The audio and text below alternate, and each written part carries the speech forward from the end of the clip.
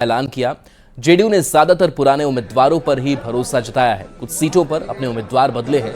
JDU ने उम्मीदवारों को लेकर जातीय समीकरण का पूरा ख्याल रखा है। जेडीयू ने 6 पिछड़ा, 5 अति पिछड़ा, 3 सवर्ण और 1 महादलित और 1 अल्पसंख्यक को टिकट दिया है। 16 सीट पर उम्मीदवार के ऐलान के बाद जेडीयू नेताओं ने कहा कि एनडीए पूरी की पूरी 40 सीट जीतेगी। उम्मीदवारों के ऐलान में सभी वर्ग का ख्याल रखा गया है। वहीं जेडीयू नेताओं ने महागठबंधन में अब तक सीट बंटवारा नहीं होने पर तंज भी कसा। पूरी एकजुटता है, पूरी सहमति, और दूसरे तरफ आप सभी लोग देख रहे हैं कि महागठबंधन में सिर्फ फुटअव्वल कौन कोई सिंबल लेके भाग रहा है, कोई टिकटें लेके भाग रहा है, कोई कुछ भाग रहा है। ये हालत अगर चुनाव के पहले सीटों के बंटवारा का है तो चुनाव के बाद क्या होगा? तो इसलिए और राष्ट्रीय जनतांत्रिक गठबंधन का लक्ष्य है, पिछले 2019 के चुनाव में हम लोग 39 सीट जीते थे। इस बार हम लोग जो 1 सीट हार गए थे उसको भी जीतेंगे। 87 है और एक जगह हम लोगों ने चेंज किया और हमारे सीट में 6 ओबीसी समाज के लोग हैं, बैकवर्ड समाज के लोग हैं, 5 अति पिछड़ा समाज के लोग हैं, 16 में 11 ओबीसी और अति पिछड़ा समाज के लोग हैं, 1 मुस्लिम है, एक आपको महादलित है और 3 सवर्ण समाज के लोग, उसमें से 2 महिलाएं हैं। ये 16 सीट हम लोगों ने दिया है। कोशिश किया गया है पार्टी के तरफ से, हमारे राष्ट्रीय अध्यक्ष नीतीश कुमार जी की तरफ से, कि सब समाज का रिप्रेजेंटेटिव, लेकिन जब लिमिटेड सीट रहता है तो उसका एक लिमिटेशन होता है। सब समाज को समाहित करने का कोशिश किया गया है कि सर्व समाज का जो पार्टी का रूप रहता है उसको इसमें कोशिश किया गया अकोमोडेट करने का। हर जाति धर्म का उन्होंने ध्यान रखा है, सबका सम्मान किया, सबको अधिकार दिया है और निश्चित तौर पर आने वाले दिनों में हम लोग जितने भी 40 का 40 सीट चुनाव जीत के आएंगे। ये निर्णय हमारे नेता ने बैठकर सबके बीच में लिए हैं। तमाम जनता, हम लोग जो कार्यकर्ता हैं, सबके बीच में उन्होंने तय किया है। जो आज 16 सीट का अनाउंस हुआ है इसमें हम लोग चुनाव जीतेंगे। बाकी जो भी सीटें हैं हम लोग मिलजुल कर चुनाव जिताकर लाएंगे। कुछ समीक्षा करने के बाद, सभी लोगों से बातचीत करने के बाद हमारे राष्ट्रीय अध्यक्ष ने ये निर्णय लिया है और जो निर्णय लिया है वो बिहार के हित में लिया है, पार्टी के हित में लिया है और चुनाव के हित में लिया है और जहां से उम्मीदवार बदले गए हैं वहां की जनता के हित में लिया है। सभी लोग मिलकर के इस उम्मीदवार को जिताएंगे। जेडीयू से मुंगेर के उम्मीदवार बनने के बाद न्यूज 18 से खास बातचीत की। ललन सिंह ने कहा कि वो विकास के मुद्दे पर चुनाव लड़ेंगे। आपको भी मुंगेर से उम्मीदवार बनाया है?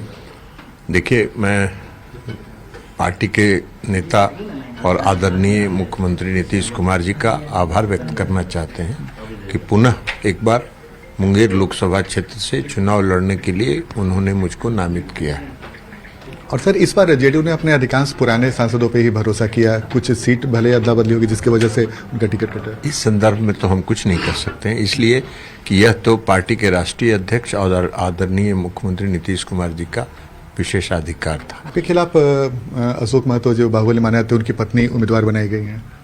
हमको नहीं मालूम है, हम तो चुनाव लड़ते हैं और बाकी कभी हम अपने विरोधी के बारे में न एक शब्द बोलते हैं, न हम कभी विरोधी की आलोचना करते हैं। अंततोगत्वा चुनाव में फैसला तो मतदाता करते हैं और मतदाताओं का अगर विश्वास और भरोसा, और अगर हमने 20 वर्ष से हम मुंगेर का और मुंगेर के कुछ हिस्सों का प्रतिनिधित्व कर रहे हैं, मुंगेर का तो प्रतिनिधित्व हम 2009 से कर रहे हैं, तो अगर हमने वहाँ विकास का काम किया है, लोगों का भरोसा पे खरे उतरे हैं, तो फिर से वहाँ के लोग हमको वोट करेंगे। सर, हर उम्मीदवार का अपना अपना मुद्दा होता है। इस बार आप किस मुद्दे को लेकर जनता के बीच में जाने की तैयारी कर रहे हैं? हम हर बार चुनाव में विकास के मुद्दे को लेकर गए हैं और मुंगेर संसदीय क्षेत्र में जो हमने हमने जो विकास का काम किया है मुख्यमंत्री नीतीश कुमार जी के नेतृत्व में, वह काम अपने आप में दिखता है और लोगों तक वह काम पहुंचा है। तो हम विकास के मुद्दे पर ही हम सब दिन काम करते हैं और विकास के मुद्दे पर ही हम चुनाव लड़ते हैं। पूर्णिया से जेडीयू ने सांसद संतोष कुशवाहा को तीसरी बार उम्मीदवार बनाया है, जिसके बाद संतोष कुशवाहा के समर्थकों और कार्यकर्ताओं में खुशी की लहर है। इस मौके पर संतोष कुशवाहा ने नीतीश कुमार और एनडीए के सभी नेताओं का आभार जताया और भरोसा जताया कि इस बार भी पूर्णिया की जनता का भरपूर आशीर्वाद मिलेगा। के रूप में मुझे पूर्णिया से चुनाव लड़ने का तीसरी बार मौका मिला है। यह मौका पूर्णिया की जनता, पूर्णिया के आम आवाम का स्नेह, प्रेम और आशीर्वाद का परिणाम है। आस है कि देश में एनडीए 400 सीट पार करेगी और पूर्णिया की जनता 4 लाख से भी अधिक मतों के अंतर से मुझे जिताएगी, ऐसा मेरा विश्वास है। लोकसभा चुनाव को लेकर जेडीयू ने अपने सभी उम्मीदवारों के नाम की घोषणा कर दी है। गोपालगंज के जेडीयू सांसद और पार्टी के राष्ट्रीय कोषाध्यक्ष डॉक्टर आलोक कुमार सुमन पर नीतीश कुमार ने भरोसा जताया है और दूसरी बार सुरक्षित गोपालगंज लोकसभा सीट से चुनावी मैदान में उतारा है। तो जेडीयू ने जो दूसरी बार इस उम्मीदवार पर भरोसा जताया है, सीएम नीतीश कुमार का आभार भी इन्होंने जताया कि उन्हें फिर से मौका मिला। बता दें कि गोपालगंज के जेडीयू सांसद और पार्टी के राष्ट्रीय कोषाध्यक्ष डॉक्टर आलोक कुमार सुमन पर नीतीश कुमार का एक बार फिर से भरोसा और दूसरी बार सुरक्षित गोपालगंज लोकसभा सीट से चुनावी मैदान में इन्हें उतारा गया है।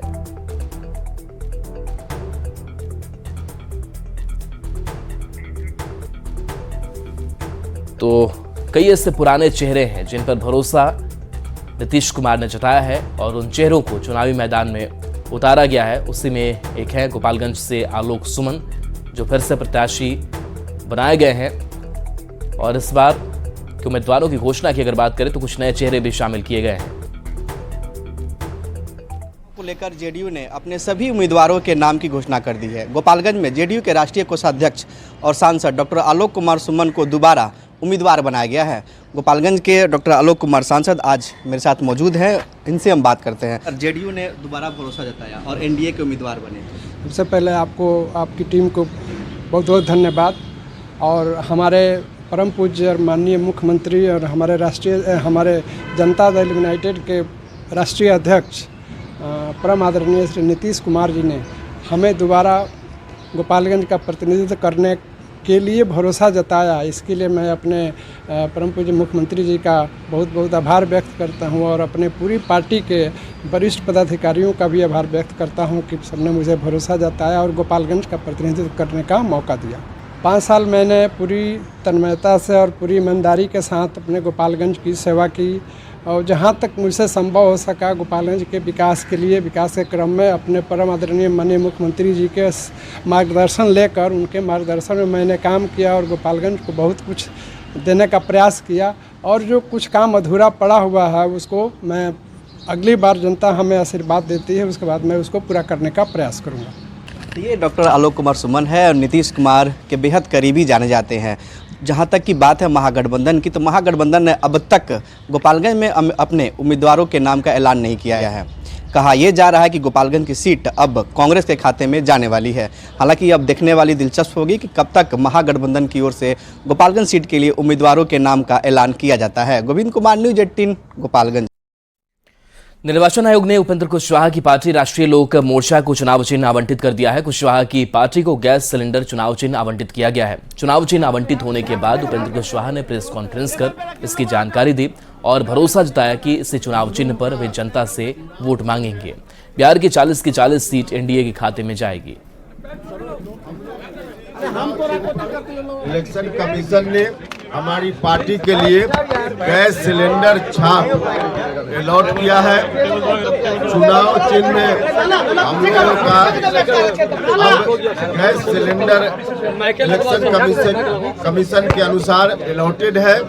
चुनाव में हम इसी चुनाव चिन्ह पर चुनाव लड़ेंगे, गैस सिलेंडर छाप, और चुनाव जीतेंगे। न सिर्फ हमारी पार्टी की उम्मीदवारी की जीत होगी, बल्कि बिहार में 40 में 40 एनडीए गठबंधन की ओर से जहां भी जो उम्मीदवार है, सभी उम्मीदवारों के लिए हमारे लोग लगे हुए हैं। आरजेडी और कांग्रेस के बीच फंसे सीट शेयरिंग की पेच को सुलझाने के लिए आज तेजस्वी यादव शाम 6 बजे दिल्ली रवाना होंगे। दिल्ली पहुंचने के बाद तेजस्वी कांग्रेस के सीनियर नेताओं के साथ मीटिंग करेंगे। सीट शेयरिंग पर अंतिम दौर की बातचीत होगी। सूत्रों के हवाले से खबर है कि आरजेडी कांग्रेस को केवल 6 सीट दे रहा है। महागठबंधन में सीट शेयरिंग का मसला सुलझाने के बजाय उलझता नजर आ रहा है। पहले औरंगाबाद सीट को लेकर कांग्रेस नेताओं में नाराजगी दिखी और अब पूर्णिया लोकसभा सीट पर भी यही हाल है। आरजेडी ने बीमा भारती को ज्वाइन कराया है। बीमा भारती ने पूर्णिया सीट से चुनाव लड़ने की इच्छा जाहिर कर दी है। इधर पप्पू यादव ने कहा कि दुनिया छोड़ना मंजूर है, पूर्णिया छोड़ना मंजूर नहीं है। अब ऐसे में सवाल खड़ा हो गया है कि महागठबंधन में सीट शेयरिंग किस समझौते के तहत होगा। कांग्रेस बेचैन है, लेकिन आरजेडी को इससे कोई फर्क पड़ता नहीं दिख रहा है।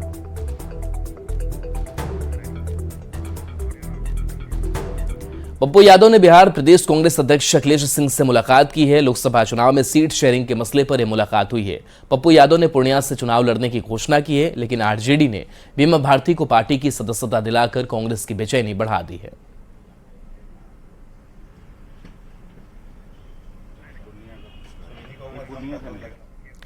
कांग्रेस नेता पप्पू यादव ने आरजेडी उम्मीदवार के रूप में बीमा भारती के पूर्णिया से लड़ने के दावे पर कहा कि कौन कहा जाता है मुझे नहीं पता। मेरी पार्टी का विलय कांग्रेस में हुआ है। पूर्णिया की जनता मेरे लिए भगवान है। जो आदेश होगा उस दायित्व का पालन करेंगे। मधेपुरा से चुनाव लड़ने के सवाल पर कहा कि सब कुछ छोड़ दूंगा, लेकिन पूर्णिया नहीं छोड़ूंगा।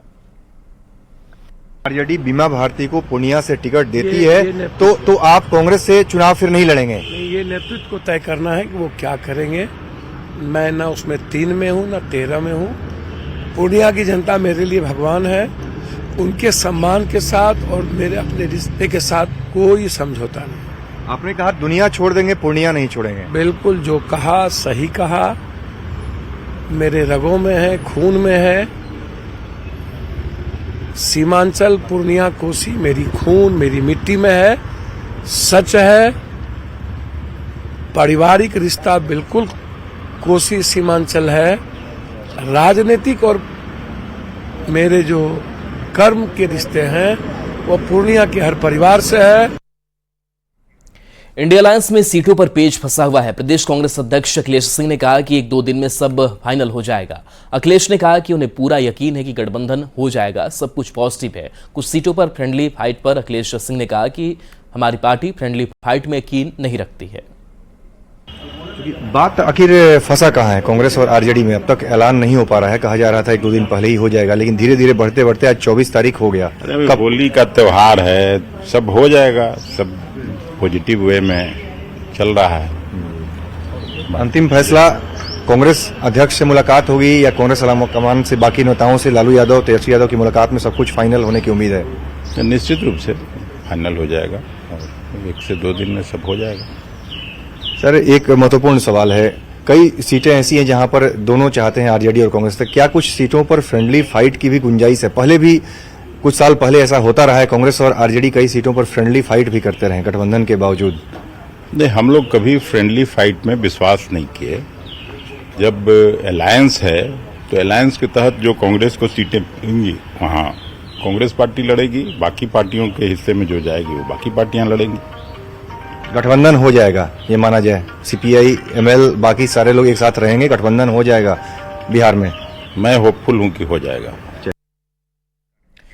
जेडीयू विधायक बीमा भारती समेत कई नेताओं के आरजेडी में जाने पर नित्यानंद राय ने लालू प्रसाद पर हमला बोला। नित्यानंद ने कहा कि 1-2 नेताओं के जाने से कोई फर्क नहीं पड़ेगा, महागठबंधन का खाता भी नहीं खुलेगा। नित्यानंद ने कहा कि बीजेपी की सूची भी जल्द जारी होगी। उनका दावा में कोई दम नहीं है। जो जा रहे हैं और जिस प्रलोभन में जा रहे हैं उन लोगों की महागठबंधन की सीट से जो लड़ने वाले सबकी जमानत जब्त होने वाली है। जदयू जो उम्मीदवारों के नामों की घोषणा की है, सबको शुभकामनाएं, बहुत बहुत बधाई, और जीतने की तो गारंटी है, इसलिए उनको बहुत बहुत शुभकामनाएं। और समय पर भाजपा का भी हो जाएगा। भाजपा की सूची हमारे यहाँ राज्य से विचार विमर्श के बाद केंद्रीय नेतृत्व तो फैसला लेती है, समय पर सब लिस्ट जारी हो जाए।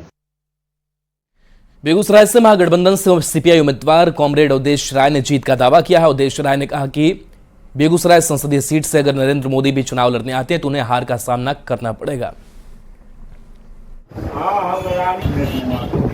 बेगूसराय में हम नाम किसी व्यक्ति का नहीं बताएंगे, एक व्यक्ति नहीं, खुद हमारे माननीय प्रधानमंत्री भी आ जाएंगे तब भी वो पराजित होके जाएंगे। ऐसे बिहार का माहौल है कि सब सीट पर हम उनको हराएंगे, लेकिन बेगूसराय तो हार उनकी सुनिश्चित है, इसमें कहीं दो मत। होली के दिन शिक्षकों की ट्रेनिंग को लेकर बवाल शुरू हो गया। शिक्षक संघ ने मोर्चा खोल दिया है। वैशाली में शिक्षक संघ ने लालगंज से बीजेपी विधायक संजय सिंह के आवास का घेराव किया और होली के दिन स्कूल खोलने के आदेश को वापस लेने की मांग की। हालांकि शिक्षक संघ के नेताओं को विधायक ने शिक्षा मंत्री से बात कर आदेश वापस लिए जाने का आश्वासन दिया और शिक्षा विभाग के इस आदेश को तुगलकी फरमान बताते हुए अपर मुख्य सचिव को से सिरफिरा तक कह डाला। देखिए, कल होली का त्योहार है। हिंदुस्तान के साथ साथ सारी दुनिया में जो सनातनी समाज के लोग हैं वो होली मनाते हैं और कल 25 तारीख को भी विद्यालय खोल करके रखा जाना ये कहीं से भी न्यायोचित नहीं है। ये किसी के भी अपने धर्म, अपने संस्कारों को रोक के प्रति जुड़ने से रोकने जैसा काम है। बिहार के पाठक जैसे अधिकारी, जो सिरफिरे अधिकारी हम कह सकते हैं उनको, और वो अपनी तुगलकी फरमान से हमेशा कुछ ना कुछ उल्टा पलटी करते रहते हैं। तो फिर हम सिर्फ अपने प्रतिनिधियों का घेराव करके यह जानना चाहते हैं कि आप जब जन समस्याओं को और जन भावनाओं की आवाज बनकर हर जगह उठाते हैं तो शिक्षक को आप आम नागरिक मानते हैं कि नहीं? उन्हें होली जैसे अवसर पर भी, जो राष्ट्रीय त्योहार है, जन जन का त्योहार है, उनको विद्यालय में रहना है अपने गांव, समाज, परिवार को छोड़कर। तो इस पीड़ा के साथ हम लोग जी रहे हैं। पटना के बेऊर जेल से एक हैरान कर देने वाला मामला सामने आया है। दरअसल जेल से दो कुख्यात अपराधियों को बैकडोर से फरार करने के आरोप में कक्षपाल को गिरफ्तार किया गया है। पटना पुलिस ने इन दोनों अपराधियों को जेल से रिहा होने के बाद तुरंत गिरफ्तार करना चाहती थी, लेकिन बेल मिलने के बाद यह दोनों अपराधी में गेट से बाहर नहीं निकले। इन्हें चोरी छिपे बैकडोर से कक्षपाल सुबोध कुमार सिंह पर बाहर निकालने का आरोप है। पटना पुलिस इंतजार करती रह गई और यह दोनों अपराधी फरार हो गए। पूरे मामले की जांच के बाद बेऊर जेल प्रशासन ने कक्षपाल को सस्पेंड कर उनके खिलाफ प्राथमिकी दर्ज की है।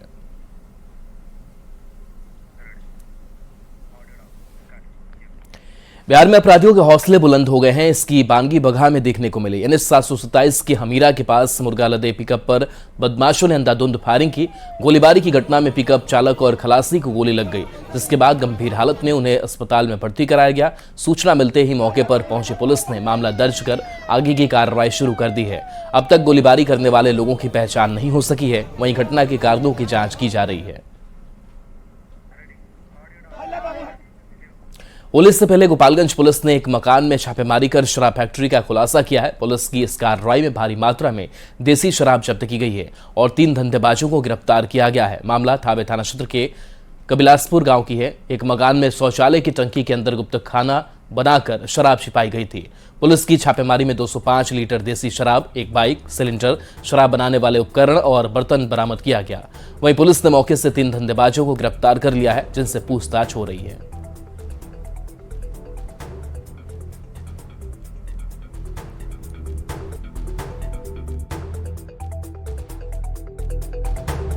क्रम में थावे थाना अंतर्गत कबिलासपुर गांव में कल थावे थाना की पुलिस के द्वारा एक घर में जहां तहखाना बनाकर देसी शराब छुपाया गया था उसको ढूंढ निकाला है और करीब 205 लीटर शराब बरामद किया गया है और 3 व्यक्तियों को भी गिरफ्तार किया गया है। इसी के साथ साथ एक बाइक, सिलेंडर और शराब बनाने में जो बर्तन प्रयुक्त हुआ था उसको भी जब्त किया गया है। और चलिए न्यूज़ 18 बिहार झारखंड पर खबरें आपके लिए लगातार जारी हैं।